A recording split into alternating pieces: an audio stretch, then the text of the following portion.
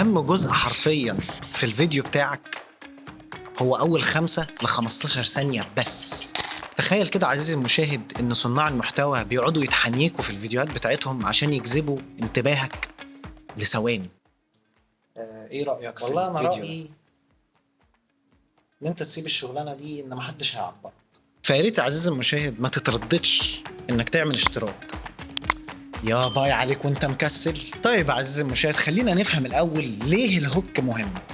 في وقتنا الحالي للأسف الناس تركيزهم بقى تركيز سمك. يعني مثلا أنا لو أنا كلكيت على فيديو على اليوتيوب وما شدنيش في أول 5 ثواني ل 10 ثواني بقفل الفيديو على طول. فجايب لك يا صاحبي هوك تعمله في 10 ثواني فقط عشان تشد معجبينك في 10 ثواني فقط.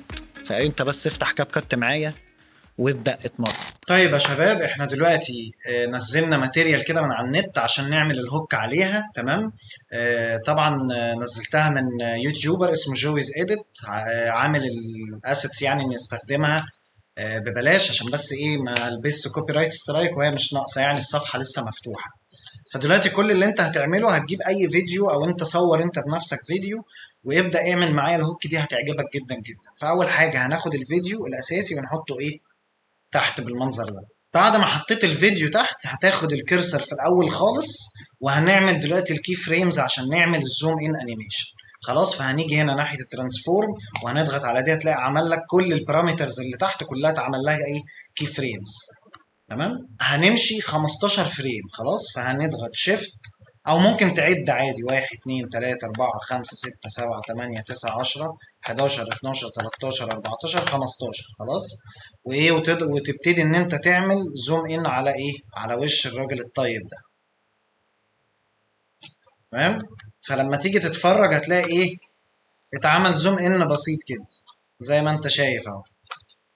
طيب بعد ما عملنا الكي فريمز احنا محتاجين بقى ايه نعمل للكي فريمز. هتلاقي الحركة هنا، هتلاقي الحركة مش سموث قوي. فهنعمل ايه بقى، او مش سلسة يعني. فدلوقتي هنعمل ايه، هنقوم عاملين كده ونيجي كده كليك يمين على الماوس هنا بالظبط، شو كي فريم انيميشن، او اضغط الاختصار بتاعها الت كي. تمام. فهنعمل كده وهنجيب هنا السكيل اهو زي ما انت شايف، هتلاقي فيه هنا سهم اهو، هنضغط عليه. خلاص، وهنيجي ايه على الكي فريم دي. تمام. انت عندك ممكن تضغط كليك يمين ودي السهله جرافس، وممكن لو انت عايز ممكن تضغط هنا، هتلاقي نفس القصه برضو جرافس، بس هنا اسهل يعني. فهنضغط هنا كليك يمين جرافس، هتلاقي ايه البريسيت بتاعت كاب كات محطوطه لو عايز تعمل للانيميشن ايز ان على كاب كات. خلاص، هنختار ايز ان 2. خلاص، وهنيجي نعمل نفس الكلام ده على اكس وواي. تمام. هنيجي هنا على اكس. خلاص، نيجي هنا graphs is into. خلاص، هنيجي على y نفس القصة is into. تمام. وايه ونضغط x كده الجميلة بتاعتنا، ونبدأ نشوف hide key frame animation، او اضغط alt key تاني عشان ايه عشان تختفي. طيب لو شفناها هتلاقي الحركة بقت اسهل كتير، يعني الحركة بقت طبعا سلسة اكتر بكتير يعني. وطبعا هتلاقي الحركة اسهل بكتير جدا يعني. نيجي نشوف مع بعض زي الفل يا معلم. طيب بعد ما عملنا الانيميشن اللي هو الزوم ان هنا، دلوقتي هو بقى بيقول ايه ناحية الشمال، عايزين ناخد الكاميرا ناحية الشمال. فدلوقتي هنعمل ايه، عايزين نلوك البوزيشن بتاعه ده عشان الدنيا ايه ما تخربش. بالارو كي او السهم يمين هنعد 5 فريمات، 1 2 3 4 5. وهنعمل ايه، كانوا عاملين ايه كي فريم. هتلاقي ان هنا مفيش حاجة ايه بتحصل ما بين الكي فريمتين، ان هي نفس الفاليوز او نفس القيمة. عايزين بس نلوك اللوكيشن. خلاص، هنا بيقول ايه نيجي كده بالظبط ناحية تمام. دلوقتي هنيجي من هنا هنعمل شيفت سهم يمين عشان نمشي 10 فريمات على طول. وهنعمل ايه، هنقوم جايين ناحية الشمال هنا، نبتدي ايه نزوم من الشمال لحد اما الاسود ده يختفي ودماغه برضو تختفي. دماغك كبيرة قوي يا عم الحاج، زي الفل. تمام. كله بونو كده يا صاحبي ولا ايه؟ فهنيجي نتفرج على اللي احنا عملناه كمؤقتا كده. هتلاقي ايه في الزوم ان بتاعتنا الجميله اللي هو زوم ان وبعد كده يروح ناحيه ايه؟ اليمين. اتمنى ان انت تكون مبسوط. احنا هنعمل نفس القصه بالظبط اللي عملناها في اللي فات، ان احنا هنعمل بس للحركه ايز ان عشان تبقى الحركه سموث كده، والحركه طبعا سلسه عشان يبقى الانيميشن بتاعنا شكله كويس. هضغط دلوقتي الت كي عشان ايه؟ نخلص. او ممكن انت زي ما قلت لك كليك يمين وتشو كي فريم انيميشن، بس انا ايه، طبعا برجح لك ان انت تستخدم الشورت كات كتير. خلاص، فدلوقتي هنبدأ بالواي. تمام، طبعا انت ممكن تضغط كليك يمين جراف، او ممكن تروح هنا على طول وايه وتضغط جرافس وتعمل ايز انتو. خلاص، بعد كده الاكس، نعمل اكس هنا، بعد كده نضغط على الاكس اللي هي الكي فريم التانية، ونيجي هنا نفس، انا بقى المرة دي هعمل كليك يمين جراف ايز انتو.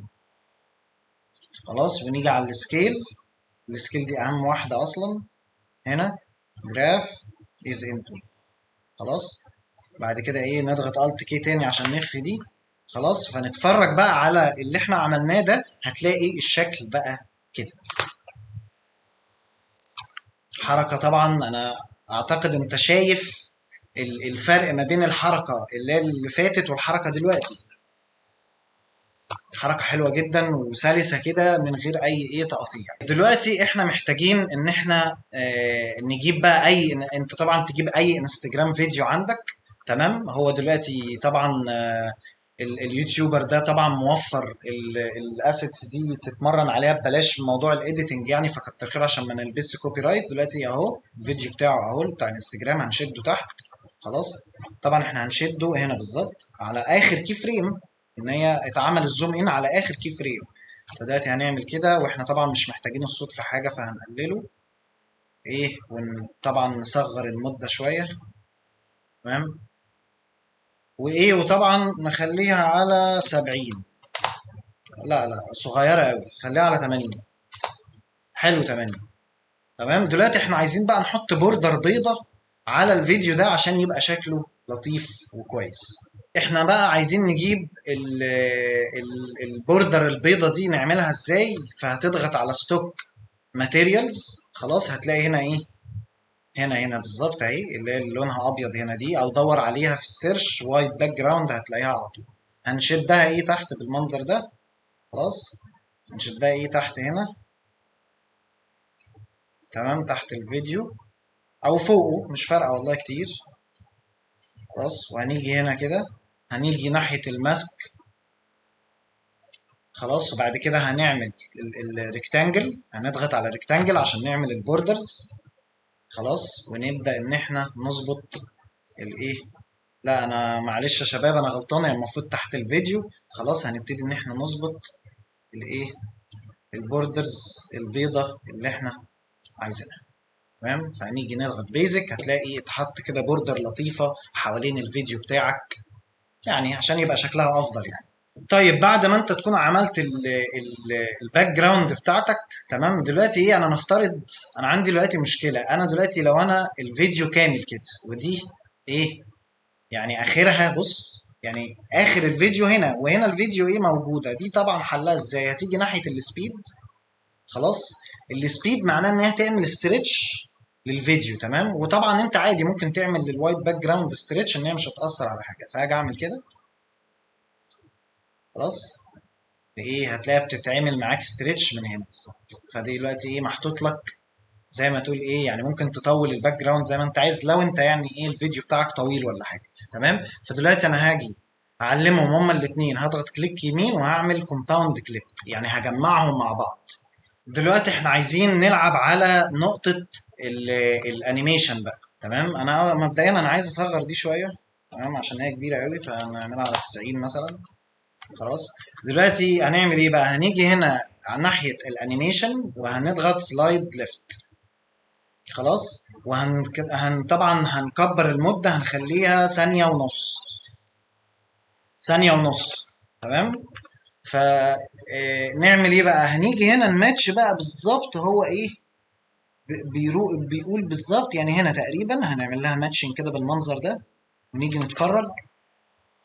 لا احنا عايزين يعني ممكن ايه نروح ناحية ايه شمال شوية. خلاص، فهي لما يجي الكاميرا تتحرك ناحية اليمين يبقى ايه؟ يبقى هي ظهرت من ناحية برضو يمين، يعني كأنها بتماتش معاها يعني، فلما تيجي تتفرج يبقى شكلها حلو جدا كده. تمام يا عم الحاج؟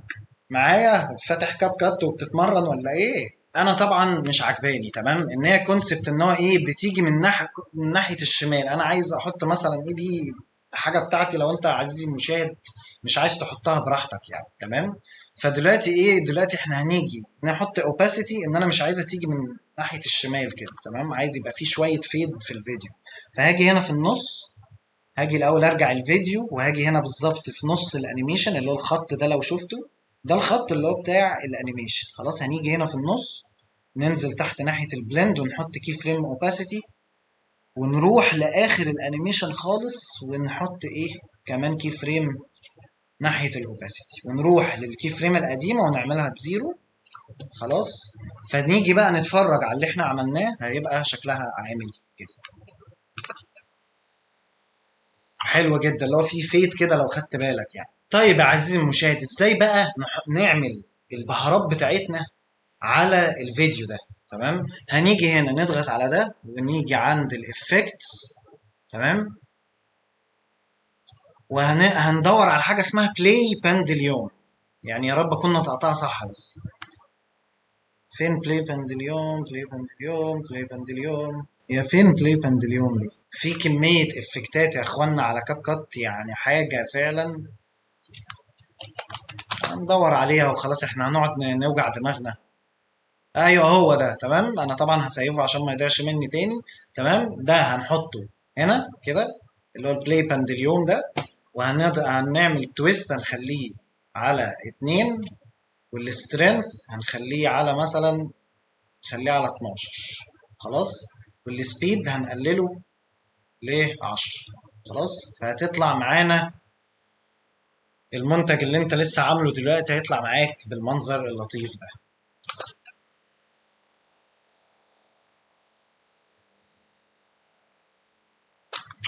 ده اول سلسلة او اول فيديو في سلسلة ازاي تعمل هوك محترمة لفيديوهاتك. لو عجبك الفيديو ده يا ريت ما تنساش تعمل لي سبسكرايب ولايك والكلام ده كله، ويا ريت تعمل لي كومنت تحت لو انت عايز السلسلة التانية في ازاي تعمل هوك محترمة. ولو عجبك الفيديو يا ريت تشاركه مع اصحابك، واتمنى ان الفيديو عجبك. ويا ريت ما تنساش ان انت كمان تتفرج على الفيديو ده، في افكت لطيف هيساعدك جدا جدا في محتواك. فمع السلامة.